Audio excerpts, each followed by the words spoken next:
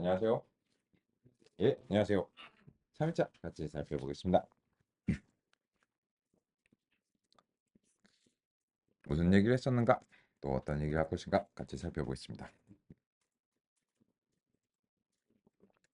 밤에 에어컨 틀고 자니까는 목소리가 좀 잠기는 것 같습니다. 일단 그 2장의 지도학습 우리 이제 같이 살펴보고 있죠. 이렇고요. 또 이제 환경 설정과 이런 것들은 우리 다 같이 이제 살펴봤습니다. 그러면 그 3일차 노트북 시작하면서 알아보겠습니다. 주피터 노트북 시작하는데 주피터 랩 시작하는데 문제가 있으시면 알려주시고요. 주피터 랩을 기본적으로 말씀드리면 이제 PyML 커널을 선택하신 건 동일합니다.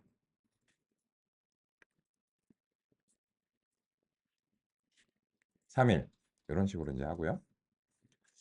그리고 나서 이제 그 2일차에서 요 임포트 구문하고 모델 평가 부분이 있죠.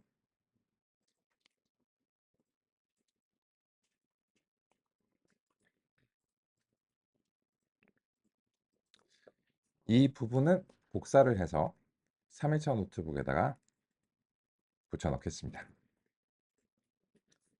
그리고 run all을 통해서 다 실행하겠습니다.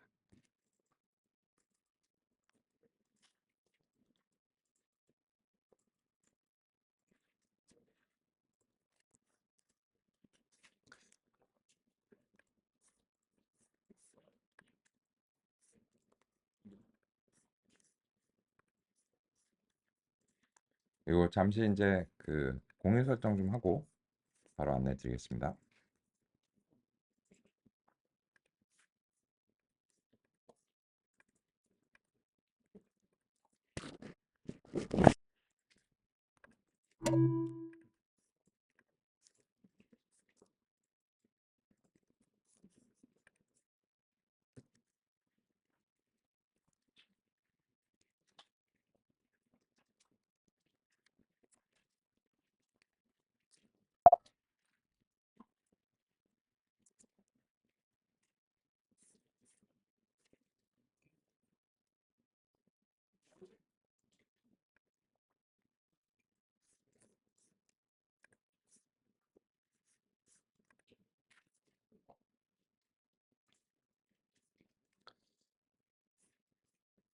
그러면 이제 주피터 랩에서 그 처음에 안내드린 대로 이어서 계속 하실 수도 있고요.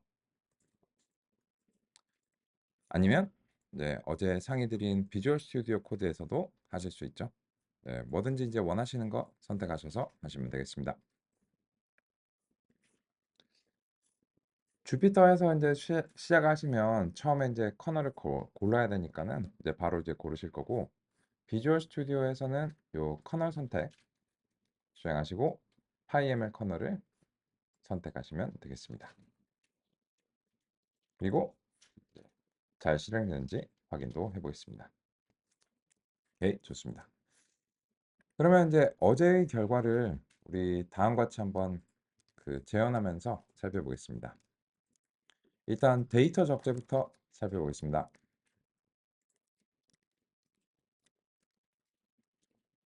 로드 아이리스. 요거는 이제 주로 알고리즘의 원리를 논의드리기 위해서고요. 그리고 로드 캔서. 요거는 이제 실제 데이터의 예시로서 제시가 되고 있습니다. 요 이제 각각을 독립적으로 좀 수행한다면 로드 아이리스 하고요. 데이터 프레임을 구성하겠습니다. 그리고 이제 품종이죠.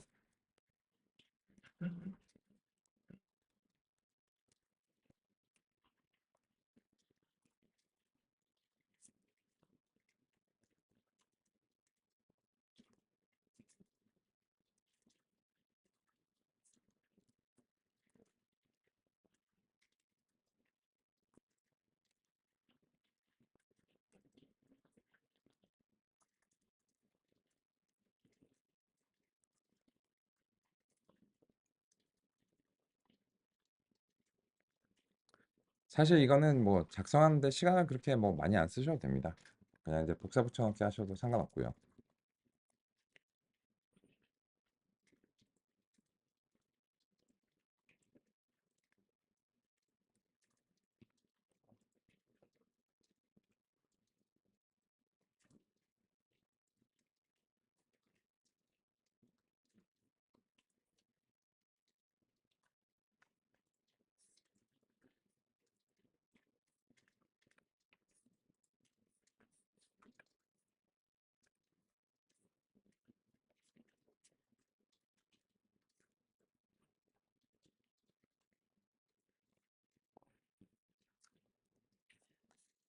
그리고 이제 다음으로는 뭐 이제 논의한 내용이니까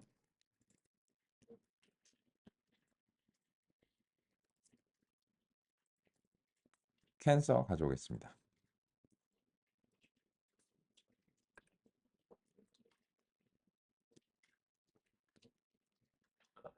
캔서 적재하고요. 마찬가지죠.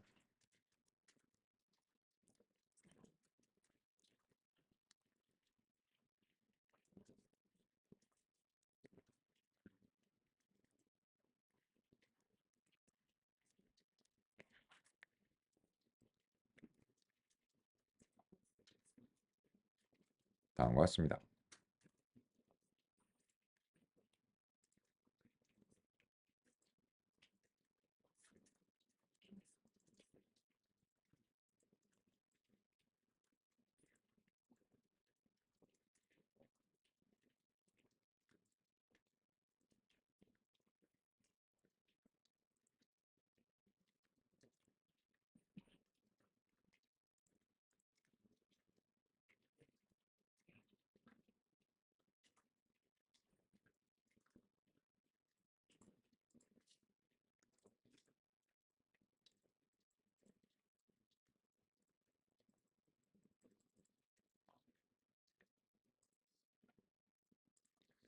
그러면 여기에 대해서 우리가 그 예측 모형을 형성하기 위해서 알고리즘을 골라야 되겠죠.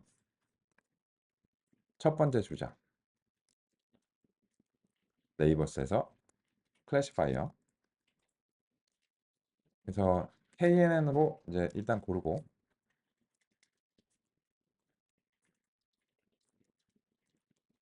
기본값은 이제 5인데 모델 평가를 다음과 같이 이제 해보겠습니다. 그러면 IS는 그냥 원리를 이해하기 위한 용도니까 실제로 이제 평가를 할 때는 이제 실제 데이터셋을 기반으로 이제 하겠습니다. 가장 간단하게는 그냥 이렇게 할 수 있죠.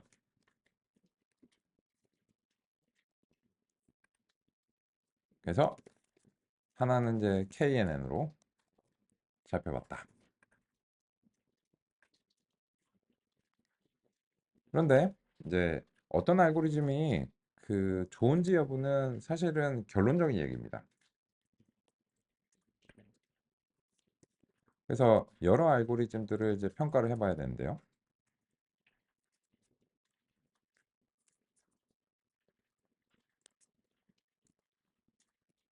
깊이 제한을 두지 않는 게 이제 기본이고요. 그리고 모델 평가를 하면 이제 다음과 같습니다.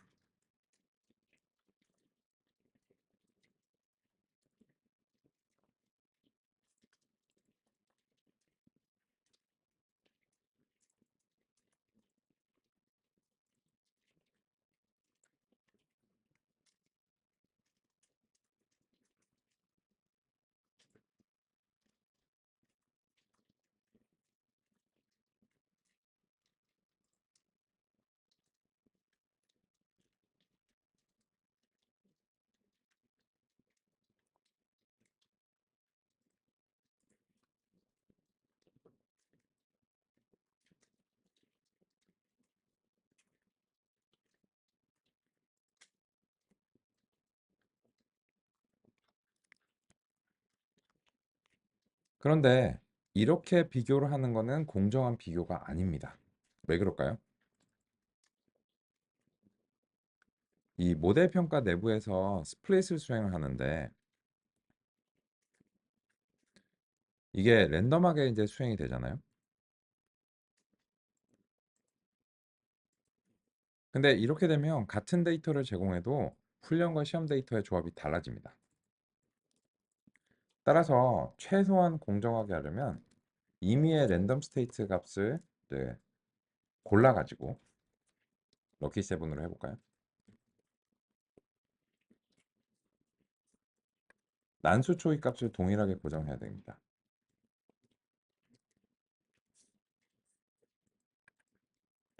그래야 최소한의 공정성을 확보할 수 있습니다.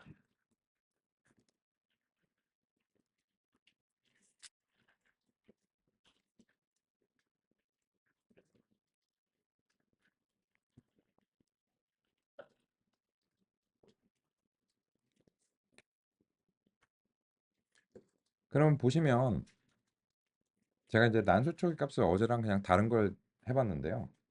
이 실제로 이상치 등, 그러니까 이상치라고 하는 게 딱 정해진 게 아니고 그 모형의 입장에서 잘할 수 없는 것이나 이런 것들이 이제 이상치라고 이제 할 수 있습니다.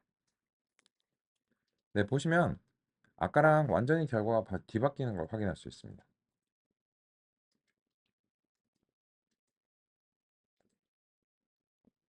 그런데 KNN의 경우에는 아직 잠재력을 다 발휘했다고 평가할 수가 없죠. 왜 그럴까요? 왜냐하면 이 데이터를 살펴봤을 때 데이터의 단위가 서로 다른데 이게 KN한테는 불리한 형태이기 때문입니다. 따라서 KNN의 잠재력을 끌어내주기 위해서는 전처리 과정이 있을 수 있는 거죠. 이게 민맥스가 돼야 될 것인가, 스탠다드가 돼야 될 것인가, 아니면은 로버스트가 돼야 될 것인가, 뭐가 좋은지 모릅니다. 어느 정도는 이제 추정을 해서 살펴본 수밖에 없습니다. 근데 정규화가 되어야 된다는 사실은 확실하고요. 만약에 그렇다면 얘는 이제 공정이 있으니까 파이프라인을 이제 구성하는 게 보통 도움이 되죠. 그래서 KNN 같은 경우에는 그냥 바로 들어가기보다는 메이크 파이프라인을 통해서 민맥스 스케일러나 이런 식으로 이제 파이프라인을 이제 구성해 주시는 게 좋습니다.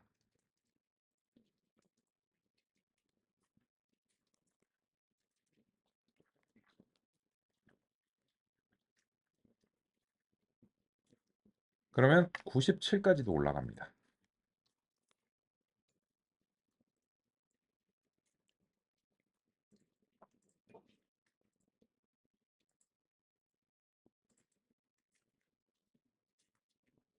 이게 우리가 6장까지의 내용을 여기다가 다 반영을 하는 거죠. 근데 이거를 다 알고 나시면 코드 자체는 굉장히 간결합니다. 그죠? 이거를 왜 언제 어떻게 왜 해야 되는지를 아는 게 우리가 논의가 필요한 건데 사실 코드가 어려워서 이거를 못하는 건 아닙니다. 근데 하나 더 있죠. 뭐가 더 있을까요?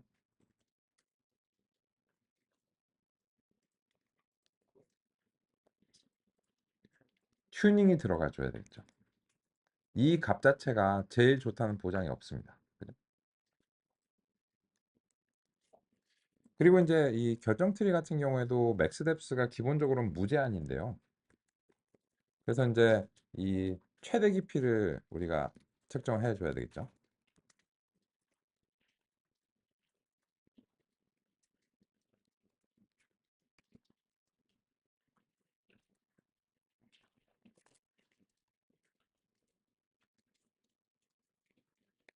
최대 깊이가 7인데 이게 그 이 7이 되면서 과연 바람직한 것들로 인해서 이제 7이 됐는가 이런 것들의 분석이 필요합니다. 그죠? 근데 어제 그 아이리스에 대해서는 우리가 최대 깊이가 한 2, 3 정도면 충분하다라고 이제 했는데 캔서에 대해서는 분석을 안 해봤어요. 그래서 이걸 튜닝을 하는 이제 기준점을 잡고 튜닝이 이제 의미가 있는 것인가를 확인해 보기 위해서는 실제로 이제 이 캔서 트리의 결정 트리를 한번 이제 살펴볼 필요가 있습니다.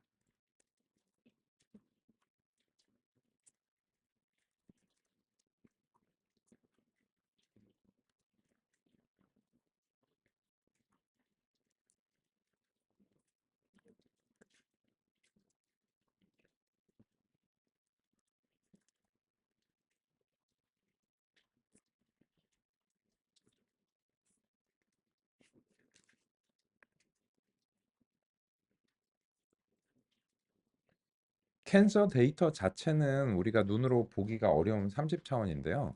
결정 트리는 그냥 항상 if else 문이기 때문에 아무리 복잡한 데이터도 결정 트리는 항상 그려볼 수 있습니다. 아이리스만 그려볼 수 있는 게 아닙니다.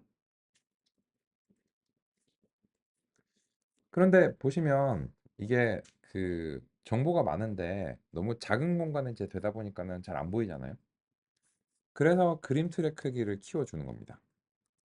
예를 들어서 이제 임의적으로 그림 틀의 크기를 이제 우리가 보기 좋은 방식으로 충분하게 이제 키워주는 겁니다. 지금도 이제 별로 충분해 보이지 않네요.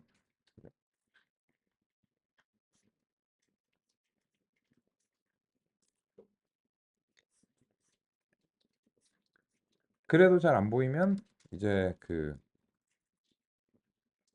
폰트 사이즈를 조금 이제 키워주겠습니다. 그럼 이제 어느 정도 보이기 시작합니다. 공유되고 있는 화면에서도 또 이제 직접 그 실행하신 결과에서도 이제 보이시리라 생각합니다.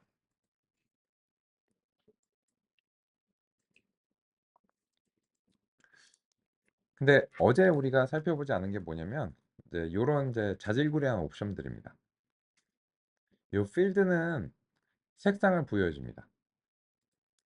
이 색상이 진하면 진할수록 순도가 높은 겁니다. 그럼 같이 한번 이제 보실까요?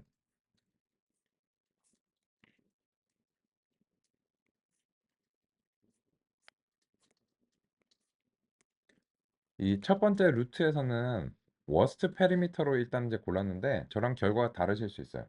왜냐면 이게 그 결정 트리가 어느 정도 무작위성이 조금 있습니다. 왜 그런지는 이제 상의 드리기로 하고요. 근데 요 진위가 이제 불순도인데요. 이게 0이 되는 게 제일 순도가 높은 겁니다. 순수한 거고 샘플이 이제 426개인데 이거는 이제 훈련 데이터죠.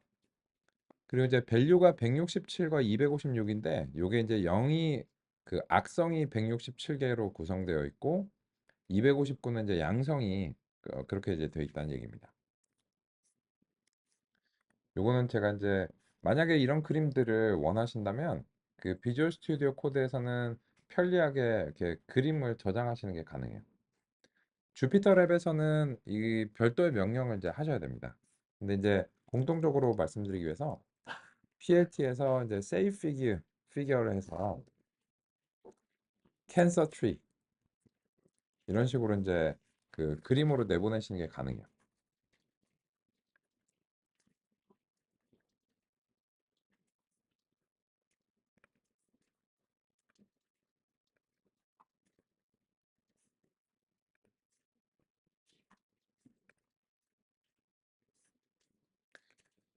비주얼 스튜디오 코드에서는 그냥 요 버튼을 저장하셔서 그 파일을 저장하실 수 있는데 그게 이제 주피터 랩에서나 뭐 다른 도구에서는 안 될 수 있으니까요. 이제 일반적으로 이제 안내해 드리겠습니다.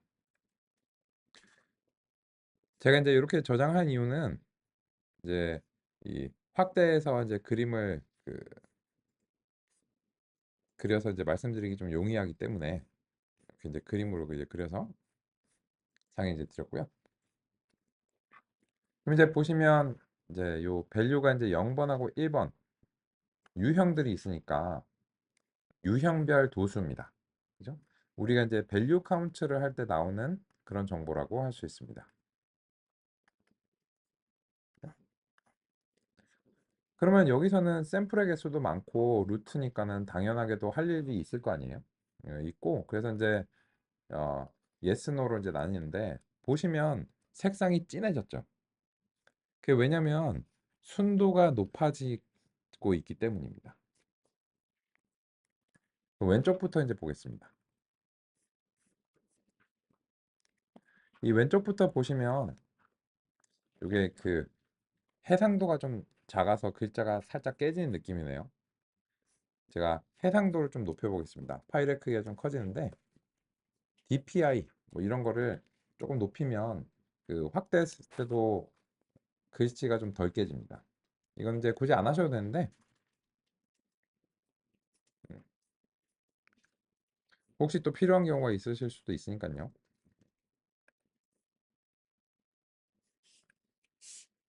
그래서 이제 조금 더 이제 해상도를 높여서 저장을 해봤고요. 그럼 좀 덜 깨지나 보겠습니다. 확실히 덜 깨지죠, 글자가.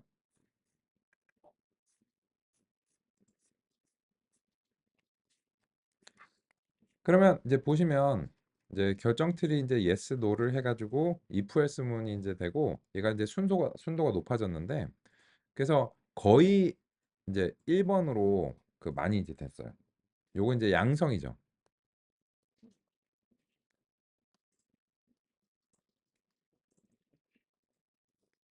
얘는 0번이 좀 지배적인 겁니다.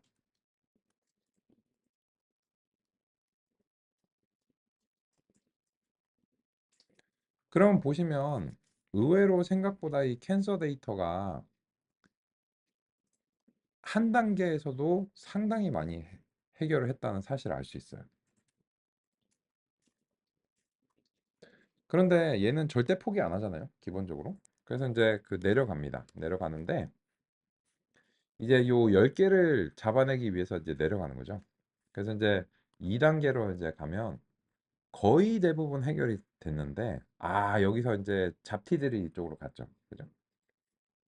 여기도 거의 대부분 해결했는데 잡티 몇 개 잡으러 이제 가는 중입니다. 절대 포기 안 하죠.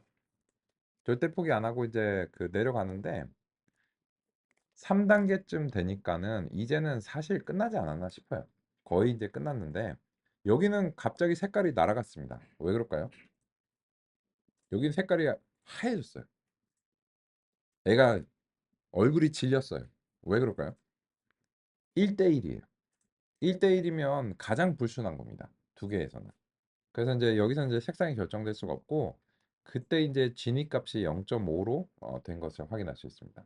근데 얘는 그 이런 거죠. 순도가 오히려 낮아진 거죠. 낮아졌는데 그럼 이거 잘못된 거 아니냐라고 생각하실 수 있는데 이게 전체적으로 이제 샘플의 개수도 영향을 좀 줍니다. 그렇고요. 그리고 또 이제 이쪽에 보시면 거의 대부분 잡티 잡기입니다. 그래서 이제 거의 사실 끝났는데 뭐 4개 가지고 지금 막 하고 있는 거고요. 근데 얘는 그 잡티 몇 개를 잡자고 끝까지 내려갑니다. 그죠? 근데 이걸 왜 봐야 될까요? 이거를 이제 보시면 사실은 한 3단계 정도면은 거의 문제가 해결이 되고 나머지는 잡티를 잡기 위해서 좀 오바스러운 거 아닌가 싶은 이제 그런 어떤 점이 우리 이제 눈에 띕니다. 그래서 이제 이런 분석을 하고 나면 여기에 대해서 이 캔서 데이터의 이제 최대 깊이 7이 좀 과도해서 오히려 문제가 생기는 게 아니냐라고 하는 이제 그런 의심이 들고 그래서 한 3 정도로 줄여가지고 한번 이제 해보는 겁니다.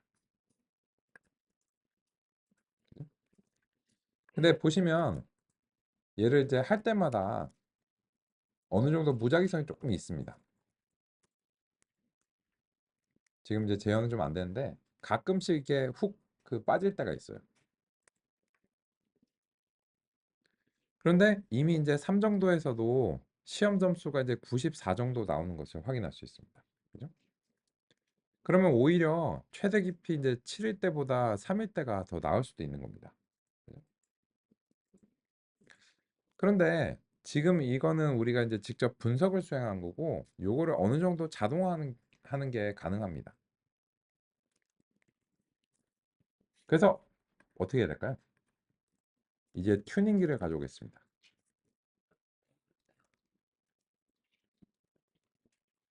그리드 설치를 이제 가져오는 거죠.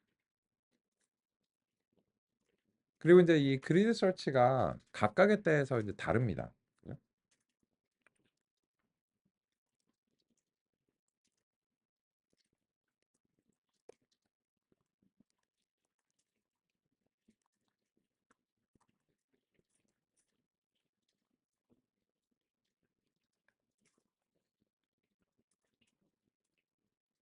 그래서 튜닝기를 각각에 대해서 이제 해줘야 됩니다.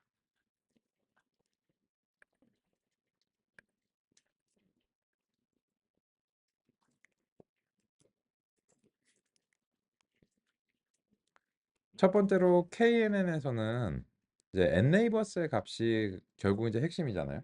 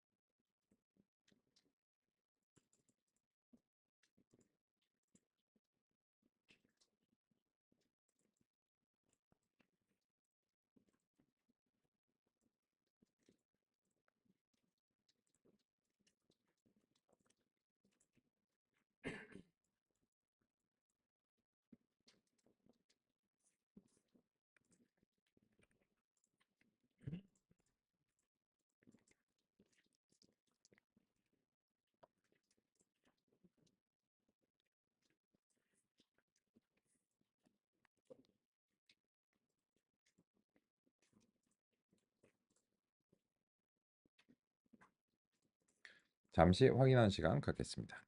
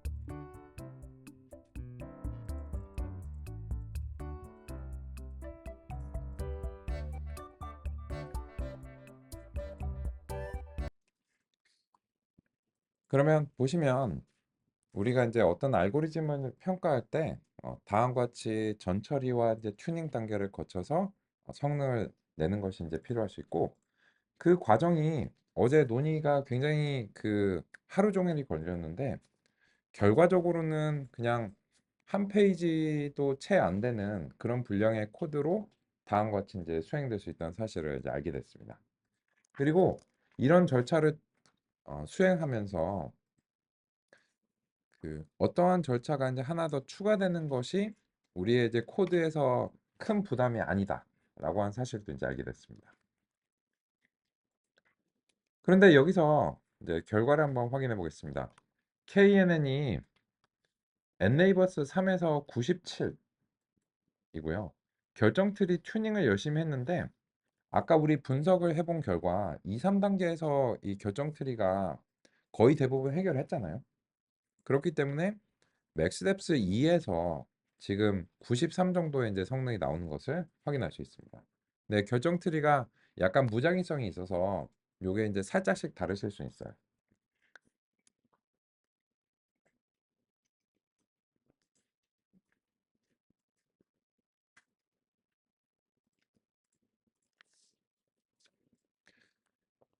그러면 이 최선의 노력을 다했다라고 하는 그런 측면에서 보면 결정 트리가 KNN에 지금 열등합니다. 얘는 한 1940년대에서 50년대 개발된 모형이고 결정 트리는 이제 1980년대 모형인데 처음에 제시된 건데 무조건 이제 새로운 알고리즘이 더 그 뛰어나다고 할 수는 없습니다. 야, 근데 이거는 공정한 비교가 아닌 것 같아. 봐라, 봐라. KNN은 뭐 민맥스 해주고 이렇게 정성을 다했더만.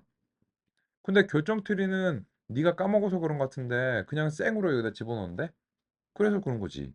아, 잘 보셨는데 그건 아닙니다.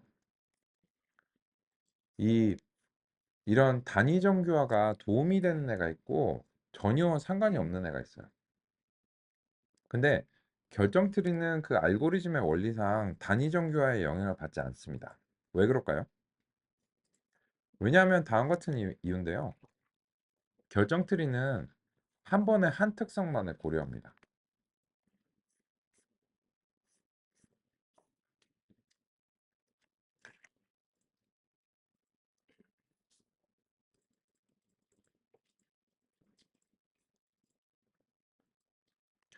그러다 보니까 이 X1을 골라야 될지 X2를 골라야 될지는 고민을 하는데 일단 고른다면 X1이나 X2 어느 하나를 딱 골라서 걔네들끼리 비교를 수행하기 때문에 얘네들 X1하고 X2의 단위가 다른 것은 결정 트리한테는 전혀 상관이 없습니다.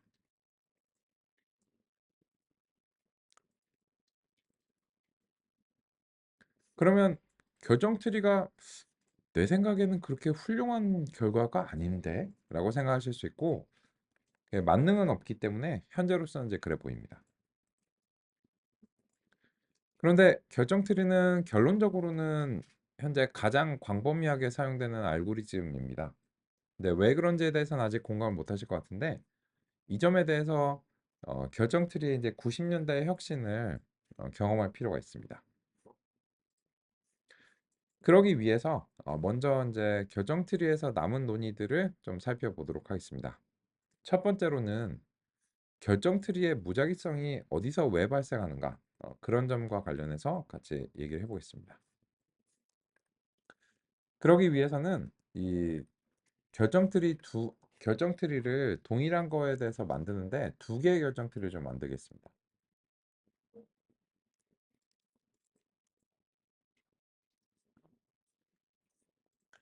그러기 위해서 여기 이제 코드를 좀 복사해서 가져오겠습니다. 복사할 필요 없나요? 트리 1번. 그래서 얘도 이제 무제한으로 설정하고요. 트리 2번 하고 설정은 다 이제 동일하게 하겠습니다. 그런데 얘도 무작위성이 있기 때문에 그 난수 초기 값을 좀 다르게 이제 줘보고 일단 그 같은 데이터에 대해서 서로 다른 성능이 이제 나오는 상태로 좀 유도를 하겠습니다.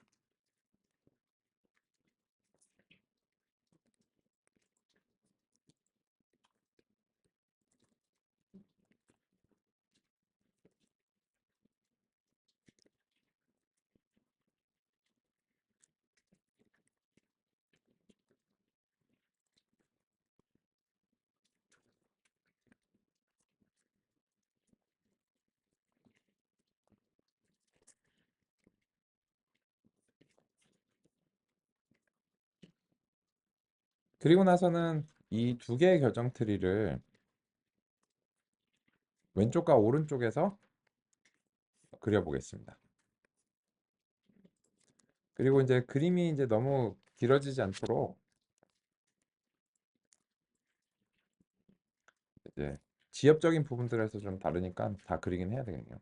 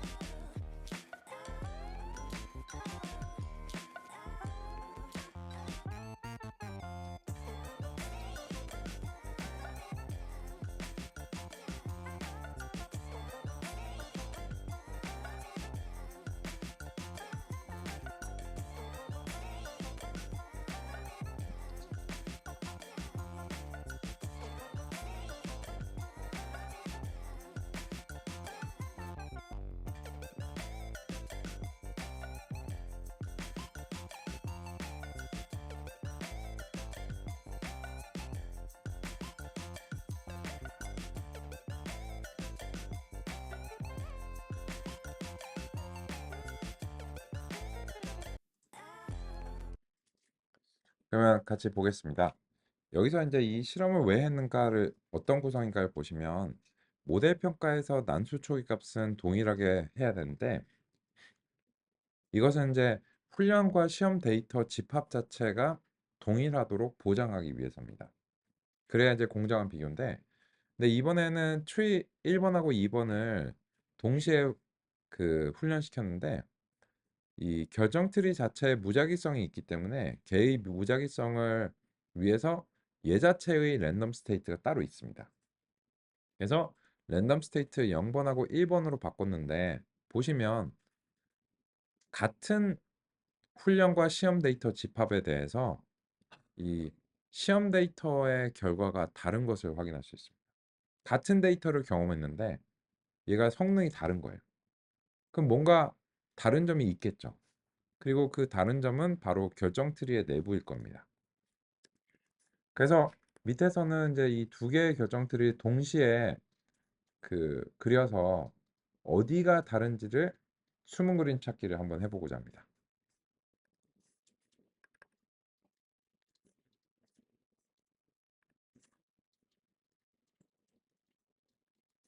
그럼 한번 찾아보겠습니다.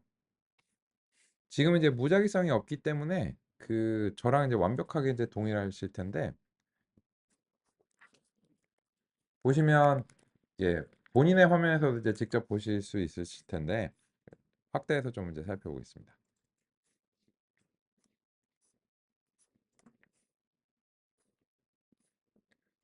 처음에 이제 왼쪽에서 워스트 페리미터로 시작하는 거는 이제 똑같은 것 같아요. 워스트 페리미터와 워스트 페리미터로 시작하는 건 똑같고 근데 벌써 여기서 다르죠.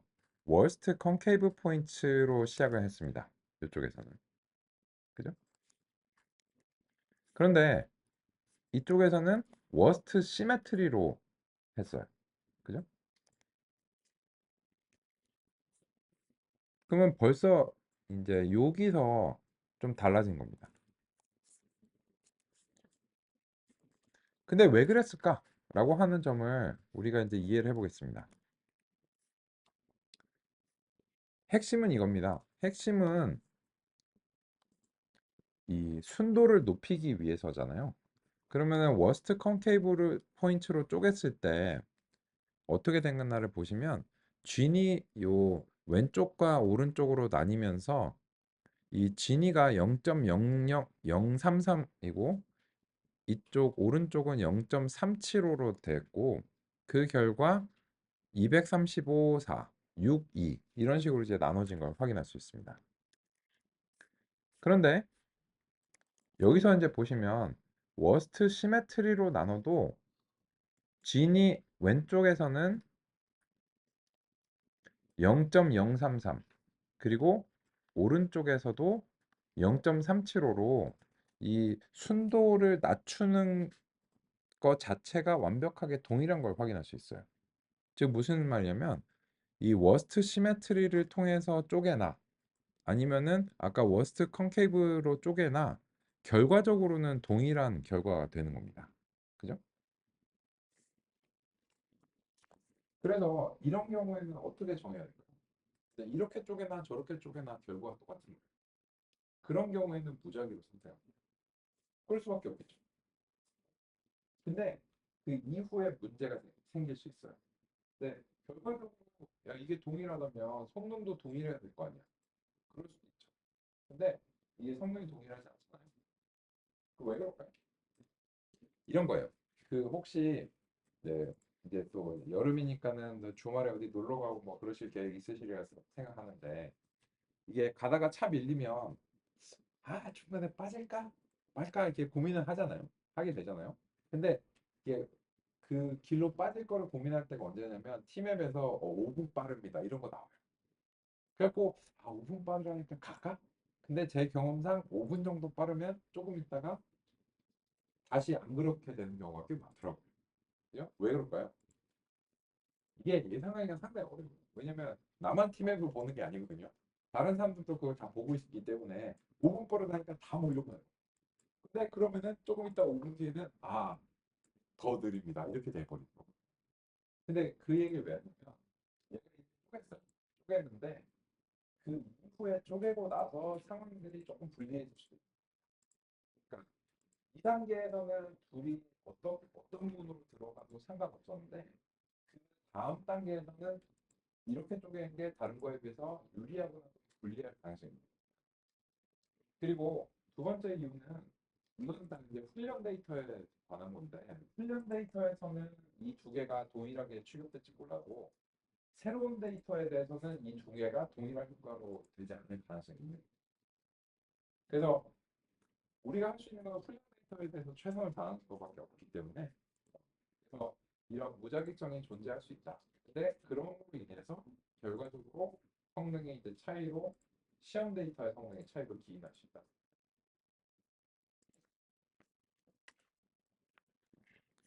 그래서 실제로 보시면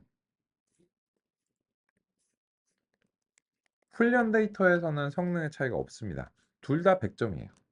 근데 이 시험 데이터에서는 다음과 같은 이제 방식으로 수행이 되는데 지금 이거가 그래서 왜 이게 잘 안 되는 걸까를 눈으로 볼 수는 없어요.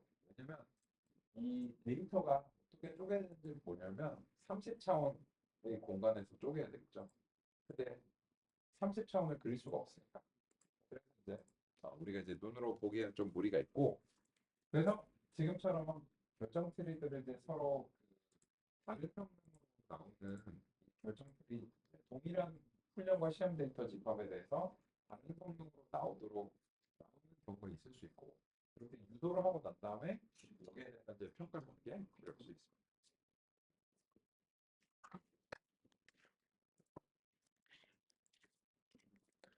방금 전 소개해드린 내용 정리해보고 또 마무리해보도록 하겠습니다.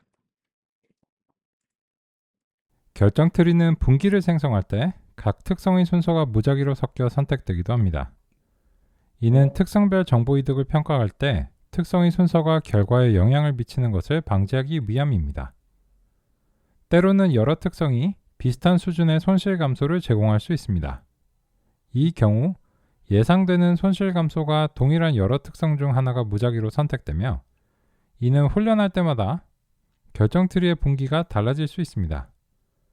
특정한 상황에서 동일한 손실 감소를 제공하는 2개 이상의 특성이 존재할 때 선택은 무작위로 이루어집니다. 이 초기 선택은 이후 분할 과정의 경로 의존성과 같은 영향을 줄 수 있어 결정 트리의 최종 구조가 달라질 수 있습니다. 이는 바둑이나 체스에서 한 수를 두고 나중에 그 수가 별로 좋지 않았다는 것을 평가하는 것과 유사합니다. 결정 트리는 전체적으로 형성된 후에 트리 품질을 다시 평가하는 방식이 아닙니다. 이는 몬테카를로 트리 탐색과 같은 알고리즘과는 다르며 결정 트리는 다양한 분기점에서의 선택으로 인해 형성될 때마다 성능이 달라질 수 있습니다. 후보 특성수를 전체 특성수보다 적게 설정할 수 있으며 이 경우 무작위로 선정된 후보 특성들 중에서 손실을 가장 많이 줄일 수 있는 특성이 분기점에서 선택됩니다.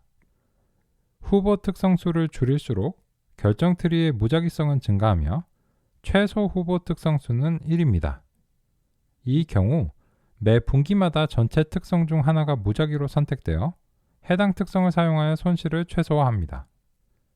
결정 트리의 무작위성을 제어하기 위해 난수 초기 값을 설정할 수 있습니다. 그래서 방금 전에 상의드린 내용과 관련해서 살펴봤고요. 그런데 이제 결정 트리가 이런 분기들을 어떻게 해서 나누게 되는가 라고 하는 점과 관련해서는 이제 그 원리를 논의드리지 않았습니다. 그래서 이제 그 원리에 대해서도 같이 살펴볼 건데요. KNN보다는 좀 더 수학적인 내용이 전개될 필요가 있습니다. 요 점은 쉬는 시간 이후에 이어서 살펴보도록 하겠습니다.